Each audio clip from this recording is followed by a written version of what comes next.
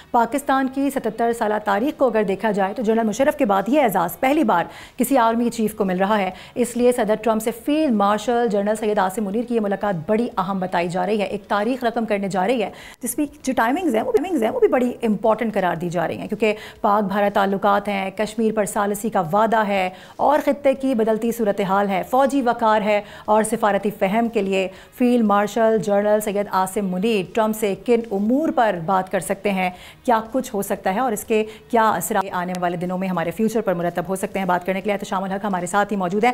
एहतशाम साहब, यकीनी तौर पे इसकी टाइमिंग्स को नज़रअंदाज नहीं किया जा सकता, इसकी कैलकुलेशन को नज़रअंदाज नहीं किया जा सकता, और ऐसे में हम देखते हैं कि अभी ये मुलाकात होने जा ही रही है कि उससे पहले मोदी का राब्ता होता है अमेरिकन प्रेसिडेंट से और वो सालसी के किरदार को अमेरिका के बिल्कुल ही अक्सर मुस्तरद कर देता है। क्या समझ रहे हैं, कितना इम्पोर्टेंट दौरा है और क्या असरअंदाज हो सकता है इसके बाद पूरे ओवरऑल सिचुएशन क्या देख रहे हैं? देखिए मारूख, बहुत बड़ी खबर है, बहुत बड़ी डेवलपमेंट है। अब मेरा ख्याल है मोदी से शुरू कर देते हैं। G7 की समिट के आपने देखा कि वक्त से पहले जिस अंदाज से प्रेसिडेंट ट्रंप वहाँ से उठ के आ गए, ये मोदी के साथ एक ऑफिशियल शेड्यूल मीटिंग थी जिसको उन्होंने आप समझने के दुत्कारा और वो वापस आ गए। उसके बाद फिर हिंदुस्तान रोया और आपने देखा कि विक्रम साहब जो सेक्रेटरी हैं, फॉरेन सेक्रेटरी हैं, उन्होंने बयान जिस अंदाज से दिया है कि जी थोड़ी सी बात हो गई है और हमने अपने मामलात उनसे डिस्कस किए हैं।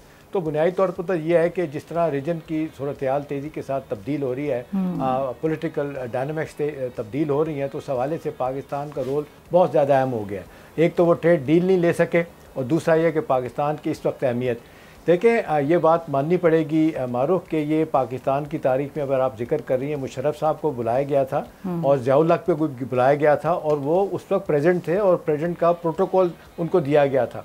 अभी देख लें, इससे पहले आर्मी चीफ पाकिस्तान के जनरल रहीन हो, जनरल कियानी हो और इसी तरह से जनरल बाजवा हो, वो जब भी गए हैं उनको आपने देखा कि मैक्सिमम उनकी क्या होती थी कि वो डिफेंस डिपार्टमेंट में चले जाते थे, पेंटागन CIA के चीफ से अपना सेंटकॉम के चीफ से मुलाकात होती थी और मैक्सिमम वो जो है ना सेक्रेटरी ऑफ डिफेंस उनसे मुलाकात होती थी। ये अमेरिका की 250 तारीख में ये प्रोटोकॉल मारूफ में आपको बताऊं तोड़ा गया है और ये आर्मी चीफ फील्ड मार्शल साहब को, जनरल आसिम को, ये आप देख लें कि प्रेसिडेंट का प्रोटोकॉल दिया गया है और इससे पहले कभी भी नहीं हुआ। और उनको वहाँ पे बुलाना, ऑफिशियल मीटिंग करना जो रात को हमारे वक्त के हिसाब से रात को 10 बजे होगी, खाने पे बुलाना, तो ये ऐसे नहीं है। देखिए इसकी बहुत ज़्यादा अहमियत है। इसकी 2-3 वजूहत मैं आपको जल्दी जल्दी बता देता हूँ।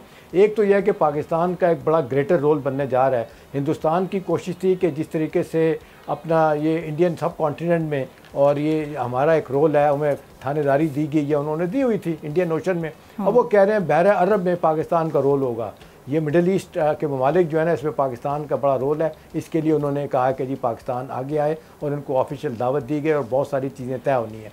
देखें, एक तो ये बात है। दूसरी बात है इसको समझने के लिए कि ऐसा ही नहीं हो गया मारूख। ये जो सेंटकॉम के चीफ हैं माइकल कुरेला, इन्होंने चंद दिन पहले जो कांग्रेस की आर्म सर्विसेज कमेटी थी उस पर एक स्टेटमेंट दिया था। उसमें उन्होंने कहा था कि ये बहुत पाकिस्तान के साथ ज़्यादती हुई है कि पाकिस्तान पे दहशतगर्दी का इल्ज़ाम लगता है। वो कहते हैं Pakistan itself is a big victim of terrorism.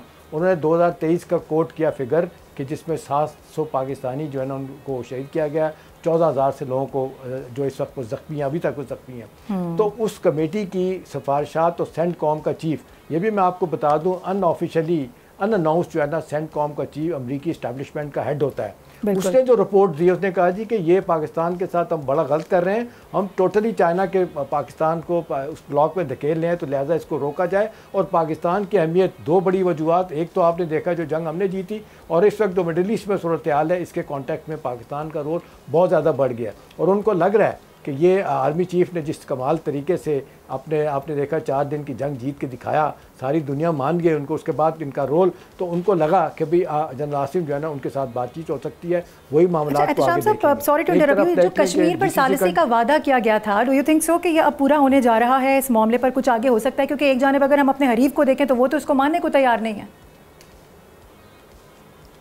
देखें, अब हर दरमी उनकी है, वो अपनी इसी बात पे लगे हुए हैं जी। किसी सूरत में तो कह दिया हम किसी सालिसी को कबूल नहीं करेंगे। सदर ट्रंप की तरफ से जिस शिद्दत से इस बात का मुजाहरा किया जा रहा है कि वो कह रहे हैं कि जी मैं जो एफर्ट करता हूँ उसको कोई रिकगनाइज़ नहीं करता, उसको एक्नॉलेज नहीं करता, वो मोदी की तरफ इशारा था। अब उन्होंने कह दिया कि जी ठीक है, मैं 13वीं दफ़ा उन्होंने कहा कि मैंने पाकिस्तान और हिंदुस्तान की जंग बंद करवाई। 2016 में जब मैं आया था सर्बिया और कोसोवो की जंग बंद कराई थी, ठीक है, बाद उन्होंने किए थे कि यूक्रेन की जंग भी बंद करवाएंगे। और दूसरी तरफ ये भी कहा जा रहा है कि अमेरिका फॉरएवर वॉर से उन्होंने निकलना था, कहा था कि मैं जंगों में नहीं जाऊँगा, लेकिन फिर वो जा रहे हैं। Coming back to general Asim visit, में आपको एक बात बताना चाहता हूँ, बड़ी इंपॉर्टेंट है। वो ये है कि पाकिस्तान अमेरिका को इस वक्त बड़ी शिद्दत से इस बात का एहसास हो रहा है कि अर्थ मिनरल जो है ना वो चाइना ने रोक दिए हैं ट्रेड वॉर की वजह से। सारा असला अमरीकी जो है ना उन पर इस्तेमाल होता है, जितने आपकी जो हाई टेक इंजीनियरिंग है उसमें ये इस्तेमाल होते हैं अर्थ मिनरल, तो वो नहीं मिल रहे। वो जो बात की थी उन्होंने यूक्रेन के साथ, वो $500 बिलियन के रिजर्व लगते हैं।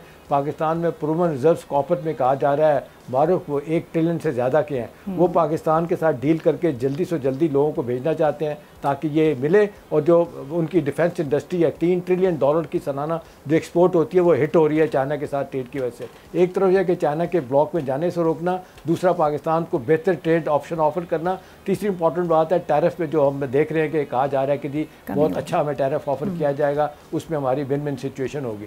तो इस सारे मामले को देखते हुए एक बात कही जा सकती है कि अब रीजन की सूरत हाल जितनी तेज़ी के साथ तब्दील हो रही है और पाकिस्तान का जिसको कहते हैं रोल इंतहाई बढ़ चुका है रीजन में भी और बियॉन्ड रीजन भी, तो उसको देखते हुए कहा जा सकता है कि जनरल आसिम मुनीर का विजिट, जो फील्ड मार्शल हैं, जिस तरीके से अपना नुक्ता पेश किया, अब तक कहा जा रहा है कि उनकी जो मीटिंग हो चुकी है, डीप स्टेट से मीटिंग हो चुकी है, उसके बाद उनकी मार्को रूबियो से सेक्रेटरी ऑफ स्टेट से मुलाकात होनी है, हेक्सेट जो डिफेंस सेक्रेटरी उनसे मुलाकात होनी है, पेंटागन के ऑफिसर से मुलाकातें हो चुकी हैं। जितना प्रोटोकॉल उनको दिया गया, जितनी तरजीहात की बुनियाद पे उनको पाकिस्तान के सामने रखा गया, मेरा ख्याल है अनप्रेसिडेंटेड है।